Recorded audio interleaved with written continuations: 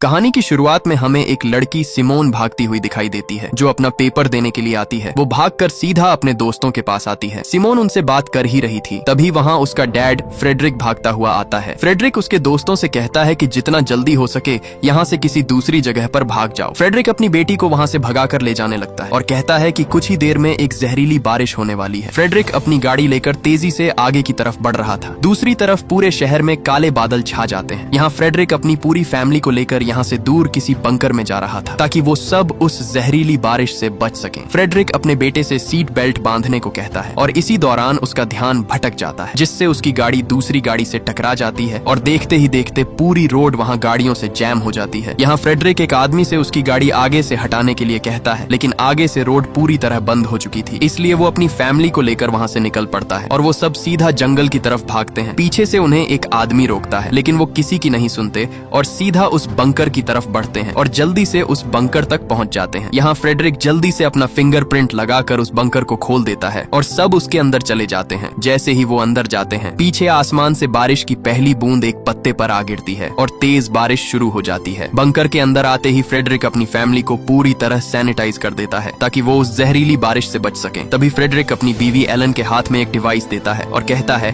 कि इस डिवाइस में बंकर से जुड़ी सब मालूमात है। तभी फ्रेडरिक एक सूट पहनकर बाहर जाने के लिए तैयार हो जाता है। जाने से पहले फ्रेडरिक अपनी बेटी सिमोन से कहता है कि मुझे हर हाल में बाहर जाना होगा क्योंकि मैं ही इस जहरीली बारिश को रोक सकता हूँ और अगर इसको रोका ना गया तो कोई भी जिंदा नहीं बचेगा। लेकिन आगे से सिमोन उसे बाहर जाने से मना करती है, लेकिन फ्रेडरिक उसे कहता है कि मैं वादा करता हूँ हर हाल में वापस आऊंगा। वो उसे अपने भाई का ख्याल रखने के लिए कहता है और वहाँ से चला जाता है। उसके जाते ही सिमोन अपने मोबाइल पर देखती है तो वहाँ उसके दोस्त भी मुसीबत में थे क्योंकि उसके दोस्तों के माँ बाप भी उस जहरीली बारिश की वजह से मारे जा चुके थे। ये देखकर वो बहुत घबरा जाती है। इधर एलन बच्चों के लिए चॉकलेट बना रही थी, लेकिन उसके चेहरे और कांपते हुए हाथों से साफ पता चल रहा था कि उसके अंदर भी खौफ बढ़ता जा रहा था। इसी दौरान उस बंकर का दरवाजा जोर जोर से कोई पीटने लगता है। यहाँ एलन उन्हें मना करती है और बताती है कि अगर तुम्हारे डैड होते तो वो खुद अपना फिंगरप्रिंट लगाकर अंदर आ जाते, इसलिए वो उन्हें उस आवाज को नजरअंदाज करने के लिए कहती है। लेकिन आगे से सिमोन अपनी माँ से कहती है कि हमें देखना चाहिए, क्या पता वो हमारे डैड ही हों। इसलिए वो तुरंत आकर उस बंकर का दरवाजा खोल देती है और उसके सामने वही आदमी खड़ा हुआ था जो पहले उन्हें जंगल के अंदर जाने से रोक रहा था। वो आदमी उस बारिश में पूरी तरह भीगकर इन्फेक्टेड हो चुका था और इसी दौरान वो सिमोन के भाई को पकड़कर बाहर खींचता है, लेकिन तभी एलन वहाँ भागकर उस आदमी पर कूद जाती है और इसी दौरान उस जहरीली बारिश की वजह से वो वहाँ तड़पने लगती है। वो दोनों को जल्दी अंदर जाने के लिए कहती है, इसलिए सिमोन तुरंत उस बंकर का दरवाजा बंद कर देती है। अपनी माँ को मरते देखकर वो वहाँ फूट फूट कर रोने लगते हैं क्योंकि अब उनकी माँ उनके बीच नहीं रही। तभी सिमोन अपने डैड को कॉल करती है, लेकिन उसका डैड उसकी कॉल नहीं उठा रहा था, मतलब वो भी किसी खतरे में है। इसके बाद वो अपने भाई को रात के लिए सुला देती है। अगले दिन सिमोन का भाई वही डिवाइस देखता है जो उसके डैड ने उसकी माँ को दी थी। जब सिमोन उसे देखती है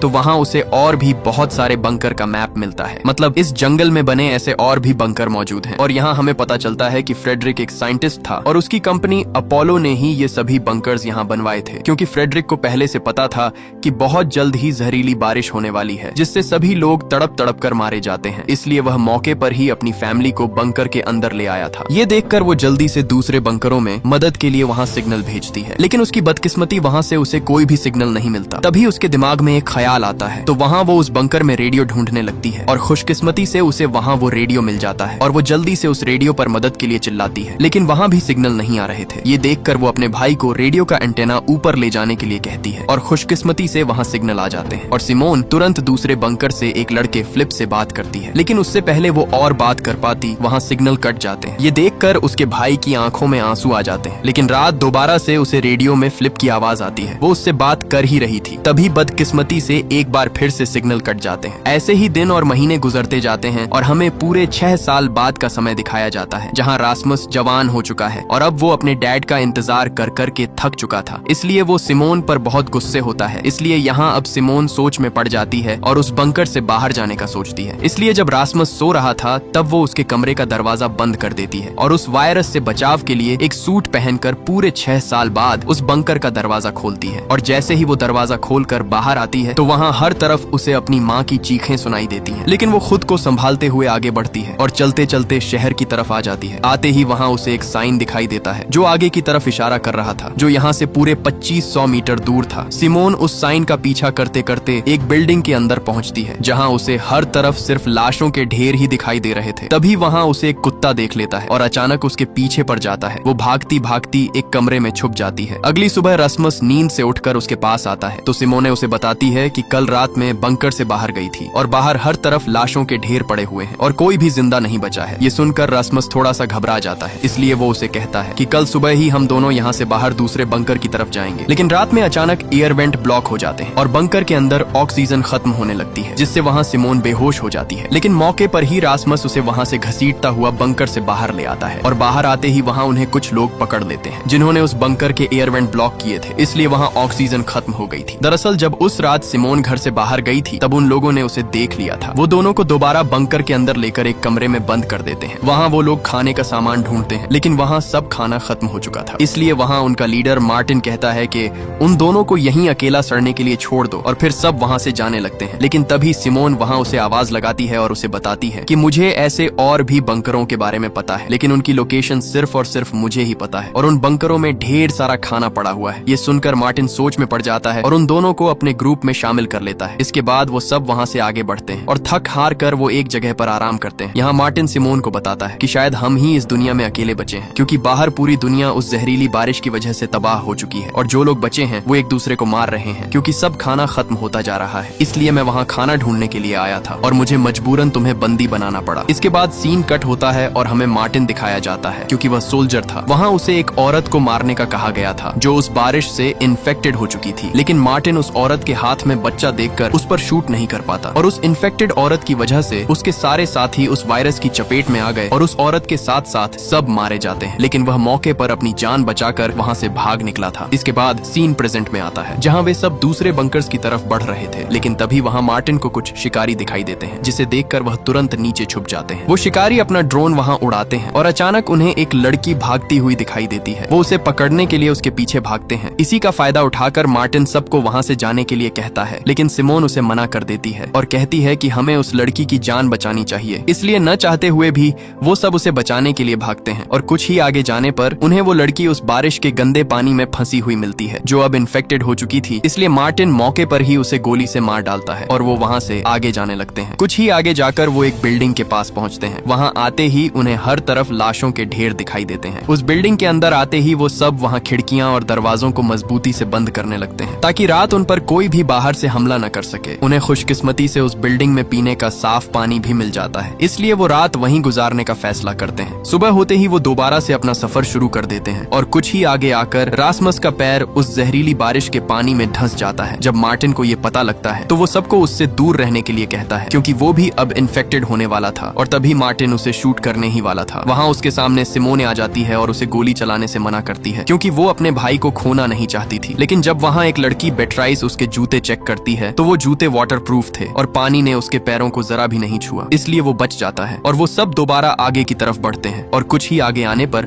उन्हें वो दूसरा बंकर मिल जाता है। यहाँ सिमोन जल्दी से अपना फिंगरप्रिंट लगाकर उस दरवाजे को खोल देती है। जैसे ही वे अंदर जाते हैं तो वहाँ उन्हें खाने का ढेर सारा सामान मिल जाता है जिससे वे सब कई दिनों के बाद अपना पेट भरते हैं। इधर सिमोन को एक मोबाइल मिलता है जहाँ उसे फ्रेडरिक के बॉस की एक वीडियो मिलती है। उसमें उसका बॉस उसे इमरजेंसी में स्वीडन आने के लिए कह रहा था। वो ये भी बताता है कि तुम ही सिर्फ एक ऐसे इंसान हो जो इस जहरीली बारिश को रोक सकते हो। इसीलिए सिमोन वो वीडियो मार्टिन को दिखाती है और कहती है कि हो ना हो मेरे डैड जरूर स्वीडन में ही होंगे। वो मार्टिन से कहती है कि हमें आज ही स्वीडन चलना चाहिए, लेकिन मार्टिन उसे साफ साफ मना कर देता है और बताता है कि मुझे नहीं लगता कि वहाँ कोई जिंदा होगा क्योंकि हमारे अलावा यहाँ कोई भी नहीं बच पाया। इसलिए वो वहाँ से चला जाता है। लेकिन सिमोन को अभी भी अपने डैड की फिक्र थी, इसलिए वो दोनों बहन भाई उसी दिन वहाँ से आगे की तरफ निकल पड़ते हैं। इधर बिएट्रिस और उसकी दोस्त आकर सिमोन और रास्मस के बारे में पूछती हैं। आगे से मार्टिन उनसे कहता है कि वो दोनों स्वीडन अपने डैड को ढूंढने के लिए निकल गए। ये सुनकर वो दोनों भी मार्टिन को अकेला छोड़कर वहाँ से चले जाते हैं और उन्हें ढूंढने के लिए आगे बढ़ते हैं। कुछ ही आगे आकर वो सिमोन और उसके भाई रास्मस दोनों को ढूंढ लेते हैं। इधर मार्टिन और पैट्रिक ही सिर्फ उस बंकर में अकेले रह जाते हैं, इसलिए मार्टिन बहुत गुस्से में होता है। यहाँ सब दोस्त एक बार फिर से आगे बढ़ते हैं और एक बिल्डिंग में अपना पेट भर के खाना खाते हैं। वो खाना खाकर बैठे ही थे तभी वहाँ वो शिकारी आ जाते हैं, जिसे देखकर वो सब वहाँ से उल्टे पैर भाग निकलते हैं। लेकिन इधर भागते समय सिमोन बाकी दोस्तों से बिछड़ गई थी। वो उन्हें ढूंढते ढूंढते एक जगह आ पहुँचती है जहाँ उसे एक बच्चा खड़ा दिखाई देता है। लेकिन तभी उसे आसमान पर घने काले बादल बढ़ते हुए दिखाई देते हैं, इसीलिए वो उस बच्चे को लेकर वहाँ से भाग जाती है। वो बच्चा वहाँ भूख खत्म करने के लिए गोलियां लेने लगता है, लेकिन तभी सिमोन उसे कुछ खाना दे देती है और इसी दौरान उस बच्चे का बाप वहाँ आ जाता है और वो सिमोन को शिकारी समझकर अपना बच्चा लेकर वहाँ से चला जाता है। और जैसे ही वो बाहर आता है वहाँ उसे वो शिकारी घेर लेते हैं और वहाँ उसे बुरी तरह पीट डालते हैं। ये देखकर सिमोन घबराकर वहाँ से भाग निकलती है, लेकिन भागते हुए पीछे से उसे एक आदमी देख लेता है। इधर सिमोन जैसे ही एक बिल्डिंग में आती है वहाँ उसे उसके दोस्त मिल जाते हैं। वो उन्हें वहाँ से भागने के लिए कहती है, लेकिन तभी वही आदमी आ जाता है जिसने सिमोन को भागते देख लिया था। वो उनसे खाना मांगता है, लेकिन उनके पास खाना नहीं था, इसलिए वो आदमी रासमस को पकड़ लेता है और उसे मारने ही वाला था। तभी वहाँ मार्टिन आकर उस पर गन तान देता है, इसलिए डर से वो आदमी उसे चाकू घोंप कर वहाँ से भाग जाता है और रासमस वहाँ बुरी तरह तड़पने लगता है। इसलिए सिमोन मार्टिन से कहती है कि पास ही एक और बंकर है, हमें जल्दी से वहाँ जाना होगा। अब जैसे तैसे करके वो रासमस को लेकर वहाँ से उस बंकर की तरफ भागते हैं। वो जल्दी से उस बंकर तक पहुँच जाते हैं और अंदर आकर तुरंत रासमस के जख्म पर पट्टी करते हैं। इधर मार्टिन सिमोन को एक डिवाइस दिखाता है जिसमें पूरे शहर का मैप था। मार्टिन उसे बताता है कि इस मैप में जो दीवार है वहाँ जरूर वायरस नहीं होगा, क्योंकि ये गवर्नमेंट ने बनाई ही इसलिए होगी ताकि वायरस से इन्फेक्टेड लोग दूसरी तरफ ना जा सकें। अगर हम इस जगह पहुँच गए तो शायद हम बच सकते हैं। इधर रासमस का जख्म भी धीरे धीरे बढ़ रहा था। ये देख सिमोन मार्टिन से कहती है कि हमें किसी डॉक्टर की जरूरत है, नहीं तो रासमस की हालत और बिगड़ जाएगी। इसलिए आगे से मार्टिन भी मान जाता है और वहाँ सिमोन को उसकी दोस्त एक जगह की तरफ इशारा करती है और बताती है कि उस रास्ते से होकर तुम अंदर जा सकती हो, लेकिन वहाँ वो शिकारी भी मौजूद हैं, वो तुम्हें कभी भी पकड़ सकते हैं। लेकिन सिमोन के पास अपने भाई को बचाने के लिए कोई और रास्ता नहीं था, इसलिए वो वहाँ से आगे की तरफ बढ़ती है। लेकिन तभी ऊपर से एक ड्रोन उसे चेस करने लगता है, जिससे बचकर वो जल्दी से एक बिल्डिंग के अंदर आ जाती है और इसी दौरान वहाँ वो शिकारी पहुंच जाते हैं और वो उसे गन पॉइंट पर ले लेते हैं। लेकिन तभी वहाँ सिमोन के दोस्त आकर उन्हें ढेर कर देते हैं। यहाँ मार्टिन उनसे उस दीवार के बारे में पूछता है, लेकिन वो आगे से साफ साफ इनकार कर देता है। इसी दौरान वहाँ जीन नाम का एक लड़का उस शिकारी के बाजू पर लगा एक सांप का टैटू देखता है, जिसे देखकर उसके अंदर एक अजीब सा डर बैठ जाता है और वो तुरंत मार्टिन से कहता है कि इन सब को मार डालो। इसलिए मार्टिन अपनी गन रिलोड करके उन्हें वहीं पर मार डालता है और वो सब रासमस को वहाँ से लेकर उसी डॉक्टर की तरफ बढ़ते हैं। वो आगे बढ़ ही रहे थे, तभी वहाँ जीन के दिमाग में उसी टैटू के बारे में ख्याल आता है। इसी के साथ सीन फ्लैशबैक में जाता है, जहाँ जीन एक घर पर रह रहा था। वहाँ 3 लोग थे, जिनमें एक छोटी लड़की और उसकी माँ और पिता थे। क्योंकि जीन की माँ और पिता उस वायरस से मारे गए थे, इसलिए उसे एक घर में पनाह मिल गई थी। एक दिन जब जीन उस घर में काम कर रहा था, तभी वहाँ शिकारियों की एक गाड़ी आती है। तब वो उस लड़की का बाप जाकर बाहर देखता है, तो वो शिकारी उससे कोई बात पूछते हैं, लेकिन वो आगे से मना कर देता है और बात न बताने पर वो उसे वहीं पर गोली मार डालते हैं। इधर जीन भी उन्हें एक सुराख से देख रहा था। तभी वहाँ उसे वही आदमी दिखाई देता है जिसके हाथ में सांप वाला टैटू छपा हुआ था। ये देखकर जीन उस लड़की का मुंह जोर से दबाकर बंद कर देता है ताकि उसकी आवाज वो शिकारी न सुन ले। इसी दौरान वो शिकारी उस लड़की की माँ को भी पकड़कर वहाँ से ले जाते हैं। जब वो चले जाते हैं तब जीन उस लड़की के मुंह से हाथ हटा देता है, लेकिन जब वो देखता है तो वहाँ वो लड़की अपना दम तोड़ चुकी थी। ये देखकर जीन अंदर से पूरी तरह टूट जाता है। इसके बाद सीन प्रेजेंट में आता है, जहाँ वे सब एक जगह पर पहुँचते हैं। वहाँ वे ड्रोन की मदद से उस डॉक्टर के घर का पता लगाते हैं और पता लगाकर वो उस डॉक्टर के घर तक पहुँच जाते हैं और तभी वो उस डॉक्टर के घर का दरवाजा खटखटाते हैं। तभी वो डॉक्टर बाहर निकलकर उन पर गन तान देती है, लेकिन जैसे तैसे करके सिमोन उसे शांत करती है और मौके पर ही मार्टिन उसे सब कुछ बता देता है कि उन्हें उसकी मदद की बहुत जरूरत है। इसलिए वो उनकी मदद के लिए तैयार हो जाती है और वो डॉक्टर रासमस के जख्म पर टांके लगा देती है। इसी दौरान वो उसे बताती है कि रासमस का जख्म अभी पूरी तरह ठीक नहीं हुआ, इसलिए हमें इसे टिटेनस का इंजेक्शन लगाना होगा। वो उनसे कहती है कि इंजेक्शन के लिए हमें एक बंकर में जाना होगा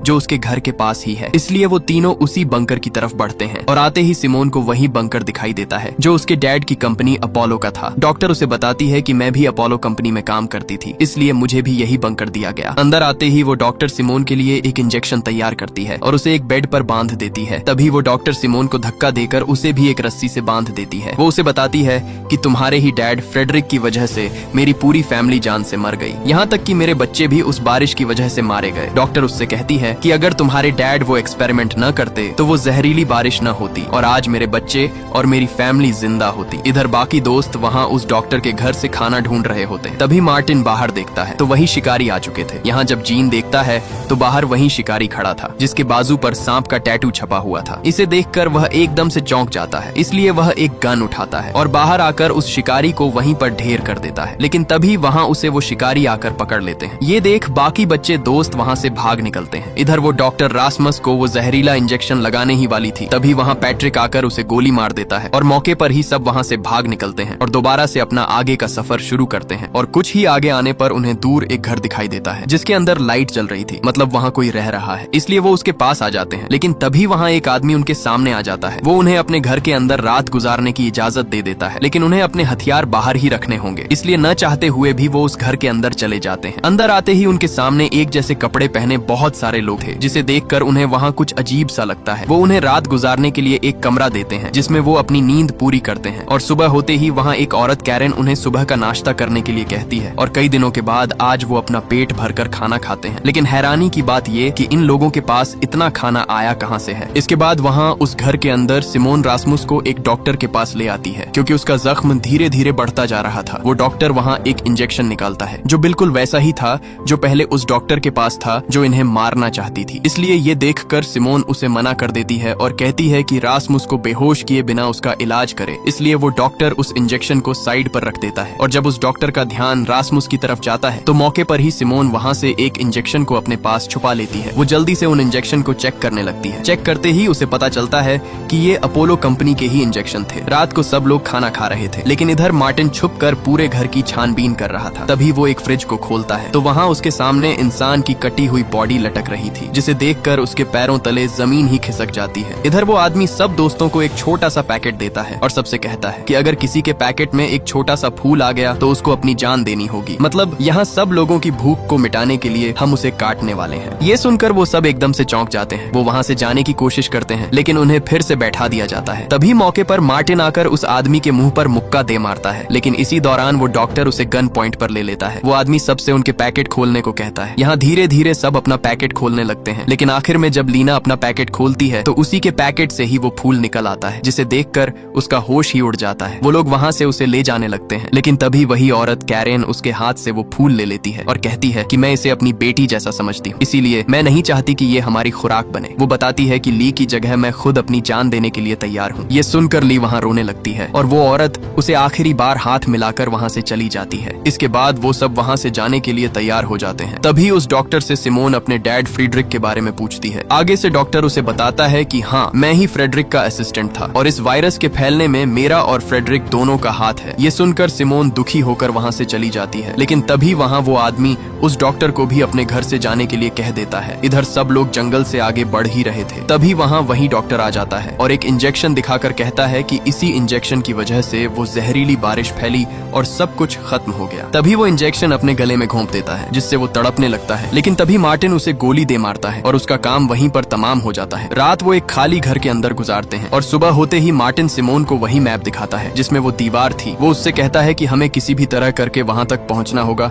नहीं तो हमारा बचना मुश्किल है। इसलिए मार्टिन सबको वहां उस दीवार के पार चलने के लिए कहता है, लेकिन यहाँ रासमुस उसे मना कर देता है और कहता है कि मैं नहीं जा सकता क्योंकि मेरी तबीयत अभी बाहर जाने की नहीं है। लेकिन सिमोन अपने भाई को अकेला नहीं छोड़ना चाहती, इसलिए वो किसी एक को उसके पास रोकने के लिए कहती है। यहाँ बेट्रिस उसके पास रुकने के लिए तैयार हो जाती है। इसके बाद वो चारों वहाँ से निकल पड़ते हैं। कुछ ही आगे आने पर वहाँ उन्हें एक और बंकर मिल जाता है। उसके अंदर आते ही उन्हें वहाँ कुछ पेंटिंग्स बनी हुई दिखाई देती हैं। मतलब इस बंकर में कोई फैमिली रह रही थी। उनकी खुशकिस्मती कि उन्हें वहाँ भी बहुत सारा खाना मिल जाता है। इसी दौरान पैट्रिक को एक टैबलेट मिलता है जिसमें कुछ वीडियोस रिकॉर्ड थी। पैट्रिक जब वो टैबलेट सिमोन को देता है तब उसे पता चलता है कि इस जहरीली बारिश के पीछे उसके डैड फ्रेडरिक का भी हाथ था, जिसे देखकर उसे बहुत बुरा लगता है। वो तुरंत उस बंकर से बाहर निकलते हैं, लेकिन तब तक देर हो चुकी थी क्योंकि बाहर वो जहरीली बारिश शुरू हो चुकी थी। इसलिए वो दोबारा उसी बंकर में रात गुजारने का फैसला करते हैं। इधर सिमोन और पैट्रिक जब बातें कर रहे थे तब पैट्रिक उसे बताता है कि मेरा किसी को भी ख्याल नहीं है, यहाँ तक कि मार्टिन भी मुझे बहुत कुछ सुनाता रहता है। इसलिए वो एकदम से उठकर उस जहरीली बारिश में चला गया। यहाँ सिमोन उसे रोकने की कोशिश करती है, लेकिन तभी वो उसे धक्का देकर नीचे बारिश में गिरा देता है और वो भी अब पूरी तरह बारिश के अंदर भीग चुकी थी। इसी दौरान मार्टिन अपनी गन लेकर आ जाता है। वो उसे गोली मारने ही वाला था, तभी उसके सामने लिया आ जाती है। वो उसे गोली चलाने से रोकती है, लेकिन मार्टिन भी साफ साफ मना कर देता है। इसीलिए लिया भी उसके साथ बारिश में चली जाती है, लेकिन तभी वो देखता है कि बारिश का कोई भी असर उन पर नहीं हो रहा। तब वो अपनी गन नीचे कर देता है और उन्हें बंकर के अंदर भेज देता है। इधर रासमस और बिएट्रिस दोनों बैठे ही थे। तभी उस बारिश की एक बूंद बिएट्रिस पर जा गिरती है, जिसे देखकर उसके होश ही उड़ जाते हैं। वो वहाँ रोती है क्योंकि अब वो भी इन्फेक्टेड होने वाली थी। लेकिन रासमस उसे यकीन दिलाता है कि एक बूंद से कुछ भी नहीं होता, तुम बेफिक्र हो जाओ। इसलिए वो पूरी रात डर से गुजारती है। इधर जब मार्टिन को पता चलता है कि सिमोन खुद बारिश में नहीं गई थी, बल्कि उसे पैट्रिक ने जानबूझकर धक्का दिया था, इसलिए वो उस पर गुस्से होता है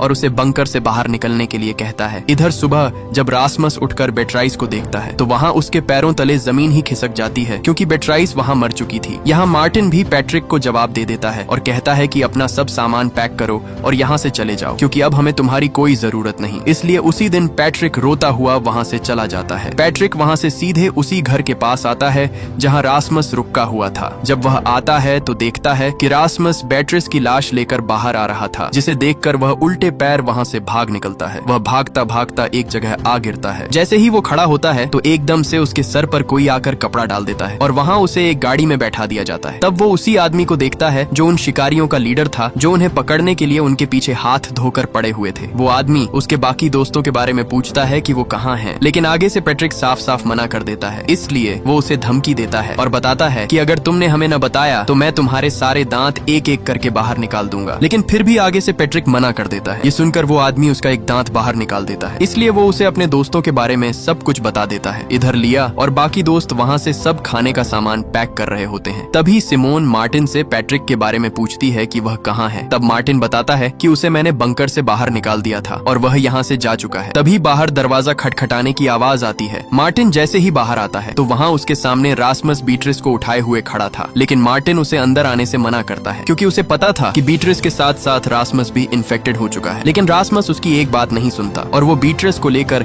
सीधे बंकर के अंदर आता है। रासमस बीट्रिस को मरा हुआ देखकर बहुत दुख में था। तभी सिमोन एक सूट पहनकर उसके पास आती है और उसे कहती है कि बीट्रिस अब मर चुकी है, इसलिए अब तुम्हें इसे छोड़कर हमारे साथ चलना होगा। लेकिन रासमस उसे साफ साफ मना कर देता है और इसी दौरान रासमस एक रेडियो लेकर वहाँ से चला जाता है। वो वहाँ से आगे आता ही है कि तभी उसके रेडियो में किसी की आवाज आती है। जब वो बात करता है तो वही शिकारी आगे से उसे बताता है कि तुम कितने लोग हो, अगर तुमने हमें न बताया तो मैं तुम्हारे दोस्त पैट्रिक को मार डालूंगा। इसलिए अब न चाहकर भी वो उन्हें अपनी लोकेशन बता देता है। इसी दौरान पैट्रिक उस शिकारी को बताता है कि रासमस पहले एक इन्फेक्टेड लड़की के पास था, लेकिन वह खुद अभी तक इन्फेक्टेड नहीं हुआ। ये सुनकर आगे से वो शिकारी खुश हो जाते हैं कि वही एक ऐसा इंसान है जो हमारे काम आ सकता है। इधर मार्टिन और लिया दोनों बीट्रिस की बॉडी को जंगल में दफना देते हैं, लेकिन तभी वहाँ सिमोन आ जाती है और वो वहीं एक मैप दिखाकर कहती है कि हमें अब रासमस और पैट्रिक दोनों को ढूंढना होगा, क्योंकि उन शिकारियों ने उन्हें पकड़ रखा है। वो जल्दी से ड्रोन उड़ाती है और वहाँ एक शिकारी का ध्यान भटकाने के लिए एक आवाज लगाती है। वो शिकारी उस आवाज का पीछा करते हुए एक जगह पहुँचता है और आते ही सब दोस्त उसे वहाँ पकड़ लेते हैं। यहाँ मार्टिन रेडियो से उसके लीडर से बात करता है और कहता है कि मैंने तुम्हारे एक साथी को पकड़ लिया है, अगर तुम उसे जिंदा देखना चाहते हो तो बदले में हमारे साथी तुम्हें वापस करने होंगे। अगले दिन सिमोन उस शिकारी को रासमस से बात कराने के लिए कहती है। वह आगे से उसे कहता है कि मैं अब अकेला ही मरना चाहता हूँ। ये सुनकर सिमोन उस लीडर को अकेले जंगल में मिलने के लिए कहती है और उसी दिन वह उसे मिलने के लिए जंगल में आती है। वो शिकारी उसे बताता है कि तुम्हारा भाई रासमस की बॉडी पर उस जहरीली बारिश का कोई असर नहीं हो रहा है, इसलिए अब मैं उसे एक इंजेक्शन लगाने वाला हूँ, जिससे हमें पता चल जाएगा कि कैसे उस जहरीली बारिश को रोका जा सकता है। इसी दौरान मार्टिन उसके साथी को वहां ले आता है और बदले में सिमोन रासमस को मांगती है, इसलिए वो शिकारी रासमस को उनके पास वापस भेज देते हैं और गुस्से में रासमस इंजेक्शन लिया से छीनकर अपने आप को लगा लेता है, जिससे वह जमीन पर जा गिरता है। ये देखकर सबके वहां होश ही उड़ जाते हैं, क्योंकि अब उन्हें लग रहा था कि रासमस उनके बीच नहीं रहा। लेकिन तभी उसे होश आ जाता है और सही सलामत वह चलने लगता है। ये देखकर सिमोन को यकीन नहीं आता, क्योंकि सच में रासमस की बॉडी पर उस वायरस का कोई भी असर नहीं हुआ। इसके बाद मार्टिन सीधे पैट्रिक के पास आता है और उसे अपनी सभी गलतियों की माफी मांगकर उसे अपने गले लगा लेता है। यहाँ अब सब दोस्त अपोलो कंपनी की तरफ जाने के लिए तैयार हो जाते हैं। तभी वही आदमी रासमस के माथे पर प्यार देकर कहता है कि तुम ही हम सबको बचाने के लिए हमारी आखिरी उम्मीद हो। इसके बाद वो सब वहाँ से निकल जाते हैं। कुछ ही देर में वो सब अपोलो कंपनी तक पहुँच जाते हैं। पहुँचते ही वो शिकारी सिमोन और रासमस को ही आगे जाने के लिए कहता है। बाकी सब लोग अंदर नहीं जा सकते, उन्हें एक बंकर में ही रुकना होगा। वो दोनों कुछ ही आगे बढ़ते हैं तो वहाँ उनके सामने फ्रेडरिक आ जाता है, यानी सिमोन का डैड। ये देखकर वह एकदम से चौंक जाती है। वह अपने डैड पर बहुत गुस्सा होती है, क्योंकि उसके डैड ने वापस आने का वादा किया था, लेकिन कई साल बीत गए और वो नहीं आए। तभी अचानक रासमस नीचे गिरकर बेहोश हो जाता है। वो जल्दी से उसे मेडिकल वार्ड में ले जाते हैं और फ्रेडरिक सिमोन को बाहर इंतजार करने के लिए कहता है। इधर जैसे ही सब दोस्त उस बंकर के अंदर आते हैं, वहाँ लिया को जीन की जैकेट मिलती है। वो उसे ढूंढते हुए कुछ ही आगे बढ़ती है तो जीन उसके सामने खड़ा था, जिसे देखकर उसकी खुशी का कोई ठिकाना नहीं रहता। मतलब जीन अभी भी जिंदा गंदा था क्योंकि वो शिकारी असल में अपोलो कंपनी के ही थे। दूसरी तरफ फ्रेडरिक सिमोन को रासमस को दिखाने के लिए उसकी वार्ड के बाहर ले आता है। सिमोन अंदर जाना चाहती थी लेकिन फ्रेडरिक उसे रोक लेता है और कहता है कि घबराने की कोई बात नहीं है, मैं ये सब तुम्हारे लिए ही कर रहा हूँ ताकि तुम सब इस वायरस से बच सको। इधर वार्ड में एक डॉक्टर रासमस की थूक का सैंपल लेना चाहती थी लेकिन रासमस उसे मना कर देता है। तब वो डॉक्टर उसके साथ जबरदस्ती करती है जिससे रासमस उसके हाथ पर काट लेता है। दूसरी तरफ फ्रेडरिक जल्दी से सिमोन के पास आता है और घबराहट में उसे बताता है कि अपने भाई को लेकर यहाँ से जितना जल्दी हो सके दूर चले जाओ क्योंकि अब इस वायरस का कोई इलाज नजर नहीं आ रहा है और ये बहुत तेजी से फैलने वाला है जिससे सब लोग मारे जाएंगे। जैसे ही वो रासमस के वार्ड में आता है तो वहाँ वो डॉक्टर रासमस के काटने पर तड़प कर मर चुकी थी। ये देखकर फ्रेडरिक जल्दी से रासमस की थूक लेकर माइक्रोस्कोप पर जब देखता है तो वहाँ उसके पैरों तले जमीन ही खिसक जाती है और वो तुरंत सब बंकर पर इमरजेंसी लगा देता है और सब बंकर वहाँ पूरी तरह बंद हो जाते हैं। फ्रेडरिक जल्दी से अपोलो कंपनी के मैनेजर से बात करता है। वो आगे से उसे बताता है कि किसी भी तरह करके रासमस का ऑपरेशन करो ताकि हम वैक्सीन बना सकें। लेकिन फ्रेडरिक को पता था कि अगर उसने रासमस का ऑपरेशन किया तो रासमस अपनी जान से हाथ धो बैठेगा और वह यह बिल्कुल नहीं चाहता था। इसलिए फ्रेडरिक सिमोन से कहता है कि जितना जल्दी हो सके अपने भाई को यहाँ से कहीं दूर ले जाओ क्योंकि उसकी जान खतरे में है। ये सुनकर सिमोन जल्दी से आकर मार्टिन से बात करती है और उसे बंकर के दरवाजे खोलने का रास्ता बताती है और जैसे तैसे करके वो उस बंकर का दरवाजा खोल लेते हैं और रासमस को साथ लिए बिना वहाँ से बाहर भाग निकलते हैं। लेकिन तभी आगे से फ्रेडरिक आ जाता है और उनसे कहता है कि तुम्हें रासमस को भी साथ लेकर ही जाना होगा। तभी फ्रेडरिक अपनी गन उन पर तान देता है और धमकी देता है कि अगर तुम रासमस को साथ लेकर नहीं गए तो मैं तुम सबको गोली मार डालूंगा। लेकिन अचानक मार्टिन आगे बढ़ता है और मौके पर ही फ्रेडरिक उसे गोली मार देता है जिससे मार्टिन बुरी तरह जख्मी हो जाता है। लेकिन तभी सिमोन उसे धक्का देकर नीचे गिरा देती है और जैसे तैसे करके वो सब अपनी जान बचाकर वहाँ से भाग निकलते हैं। और इस मूवी का पार्ट 1 यहीं पर खत्म हो जाता है। अगर आपको इसका पार्ट 2 चाहिए तो कमेंट में पार्ट 2 लिखें।